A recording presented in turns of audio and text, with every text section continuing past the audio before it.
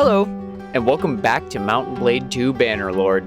In our last set of episodes, we followed the adventures of Astilenios, the Southern Imperial cavalryman, and a heart fueled by a want for revenge.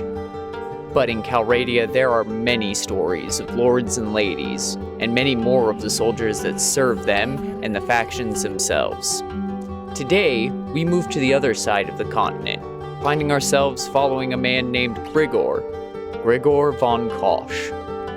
His family were urban merchants in Sargo, allowing Grigor and his brother to grow up in relative comfort. As a child, his personality was magnetic, causing other kids to orbit him like planets tethered to a star. While his charisma was palpable even as youth waned, he instead favored the solitude of study with his tutor, sharpening the silver of his tongue and honing his wit. When duty inevitably called, as it does to all in Vlandia, he chose to ride with the scouts, learning to track enemies as well as forage, skills he believed could benefit himself and his fellow soldiers. Burgeoning from youth to adulthood, he was entrusted with leading one of his father's caravans, which he succeeded in, allowing him to gain experience not only leading men, but a better lay of the lands that lied ahead of himself. As war knocked upon the doors of Sargo, and with Grigor being levied to help in Sargo's defense, his family fled, leaving him truly alone for the first time in his life. Weeks had passed before a messenger arrived, passing the news of his parents' death and the kidnapping of his brothers and sisters. Vengeance overcame the young head of von Koch, a bitter taste of anguish tinged with the copper of a broken lip. With no knowledge of where they were or who held them, all he could do was volunteer for duty stations among the retinue of Vlandia's venerable houses, hoping that at some point they may find a lead that will bring his burled fist to strike down upon those who had wronged him so. Will our fresh conscript be wrought with grief as he never finds them, or will luck bless him? I guess there's only one way to find out. Side note, I did set both death for clan members and hero deaths to as realistic as possible, so by all means, this man may not make it to any kind of power or use, let alone capability.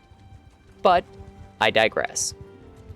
We join Grigor just above Sargo, having been given permission to sally out and join the retinue of King Durthard himself, an honor not gifted to many.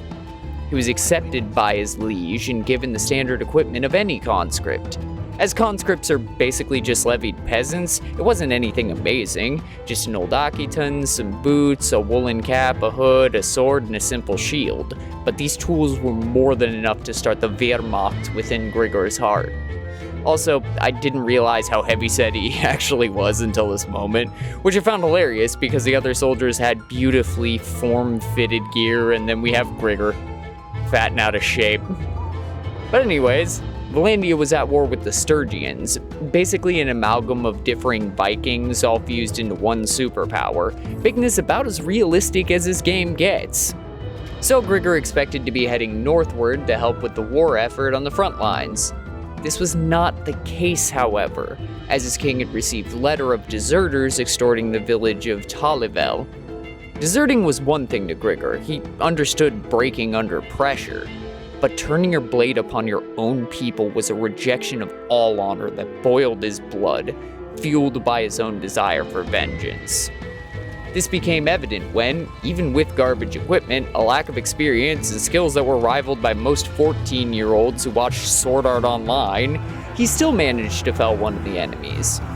With the first blood that graced his blade ever, something troubling stirred in him, like the creep of an intrusive thought eating at the back of his mind. He enjoyed it. But moving forward, King Durthard led his men back to Sargo, where, having had to face his ineptitude on the battlefield, our soldier participated in training with his shield brothers. This is the same as before, just a skill grinder with nothing of interest, but as with Astilenios, I'll mention if we do it so any skill difference doesn't come out of nowhere. I just want you guys to know that. Now, while the training may have been boring, it did yield results, gaining him experience in athletics, one-handed, two-handed, and pole arms, meaning he may actually be capable of doing something when the next battle arrived. And it came sooner than expected as the king laid eyes upon Untheric of the Brotherhood's party, a group of mercenaries who had no love for Vlandia or her people. And to Grigor, the feeling was mutual, using this battle to take down another 4 people, the darkness in his heart growing with every light he snuffed out. He also managed to capture Untheric himself, opting to release his quarry to hopefully have a better fight later. Post this small skirmish, Durthert brought the men to Galland, where a trooper decided to participate in their tournament. Taking a small dip into the darker underbelly of Vlandian society, he bet heavily on himself to win each round, which he did. I'm not here to waste money, damn it. Taking the final round against Durthert himself, he'd netted over 1,500 gold, which was more money than he made in a month of service, as well as earning his first promotion from the king he had just defeated. Now, I'm playing with 3 mods that affect the normal troop tree for the Vlandians. First is the open source set, which is weapons, armors, and saddles, and upgrades/distributes better equipment to every faction in Calradia, adding a variety and more difficulty to each combat encounter. Second is the Swadian Armory, which adds a lot, I mean a lot, of differing armors and weapons to the game. And the final is Vlandian Steel, which overhauls every unit tree of Vlandia, making them similar to the amalgam of European nations they are based upon. These 3 are why the troop trees as well as combatants may not look normal to anyone who's played Bannerlord previously. I'm experimenting with overhaul mods for every faction at the moment, so as we cover more nations, I'll introduce the ones I have enjoyed most while keeping any I'd previously, as to create a varied and fun experience when we come to our final groups. With all that explained, Grigor had chosen the path towards a sergeant-at-arms, meaning he had now gone from conscript to Griviton. This really means upgrades all around on equipment, and that would help little Grigor fulfill his growing bloodlust more actively. And to that end, his new equipment donned, he participated in more training. Post this training arc, Durthert proceeded towards Jokulon before turning northward and once again dropping the guillotine upon Untheric of the Brotherhood. This poor bastard just can't catch a break. And fuck. Well, after getting only 1 drop and being left wanting, the king and his merry band moved back towards the south before forming an army and beginning a march towards Sturgian territory. Totaling out at 1,083, the gaze of all fell upon Nevyansk. God, I know that I did not say that right. Nevyansk Castle. Just as we began siege preparations, we were joined by another army holding 905 strong, totaling out to an opposing force of 1,988 fighting 222 militiamen.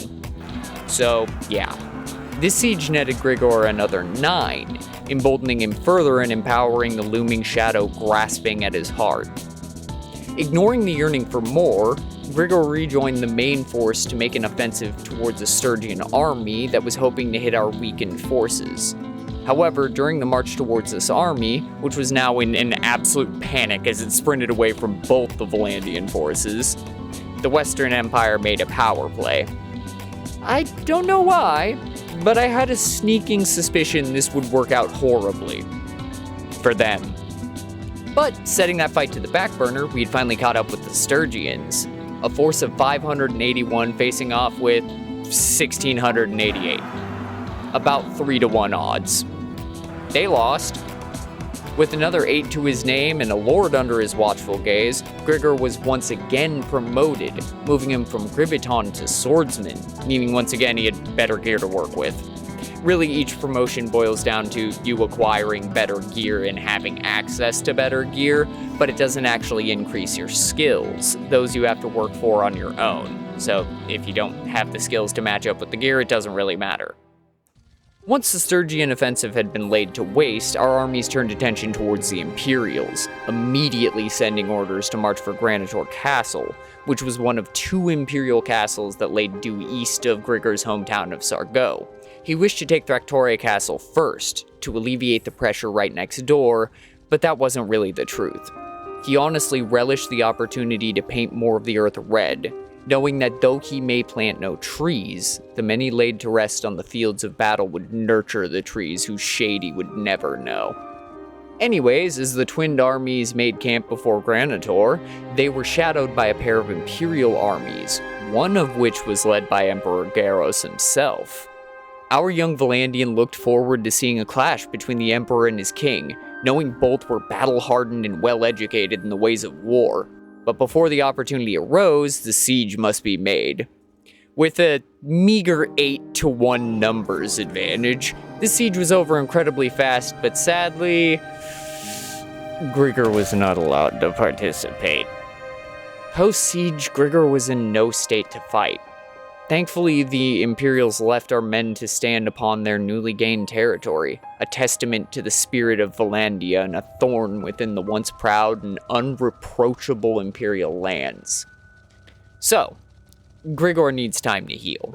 We had fought several battles and had already moved from Tier 1 to Tier 3 in our troop class, as well as having taken a tournament. But what of our family? Our brother? Trapped in the medical beds and seen to by apothecaries, the one who was possibly the last von Koch couldn't help but ruminate on these things. Our answer will come soon enough, dear viewer. Of that I am sure. And that'll about do it. If you enjoyed this video and want to see more, remember to like, sub, and hit that notification bell. I live stream Wednesdays, Thursdays, and Fridays from 3 p.m. to 6 p.m. Pacific Standard Time on both Twitch and YouTube, so come by and hang out. Anyways, thank you for watching, I love you, stay safe, and I'll catch you guys later. Also, if you want more, I do have more recorded of this already, so by all means let me know and I will get to work on it immediately. Alright, thanks guys, bye.